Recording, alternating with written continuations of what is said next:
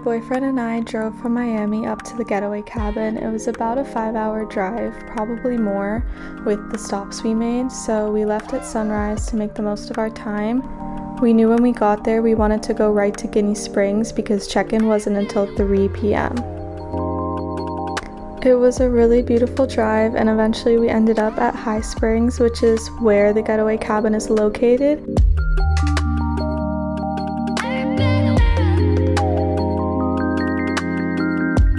And you'll know you're there when you start seeing a bunch of farms. Finally, we arrived at Guinea Springs and we checked in and got our passes and then went straight to the waters, and it was just a perfect day. It was crystal clear and so beautiful. There's so many different springs to explore and a lot of them have caves, and there's just a lot to do here, so I would definitely spend the whole day at Guinea Springs if you can.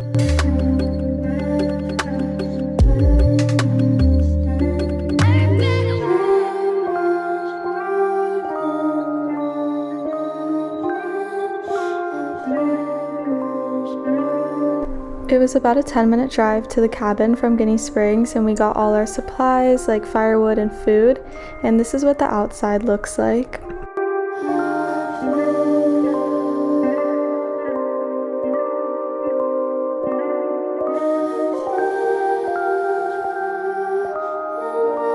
It was a gorgeous view and a very secluded cabin, even though they're nearby to each other. And the cabin is just so clean and it literally has everything you need. It has a nice kitchen area with a little stove and fridge and all the utensils and cooking equipment that you might need. It also has a little radio and some extra snacks and things that you can buy.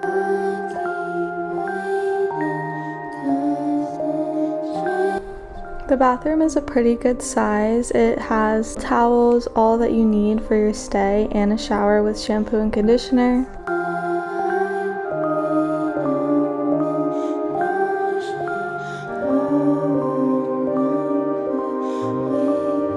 So here we're starting a fire so we can cook some burgers on the little grill area that they have, and it was pretty easy to get going and it was very delicious. Of course, at night we had to make s'mores, so we started the fire up again.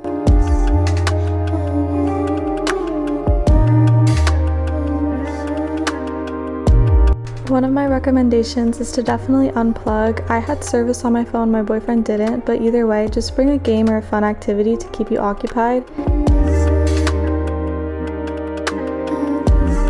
In the morning we made eggs, so we used, their frying pan. They had oil there and salt and pepper, which was great.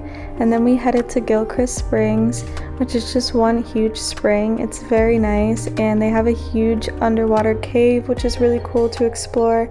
I would definitely recommend coming here as well.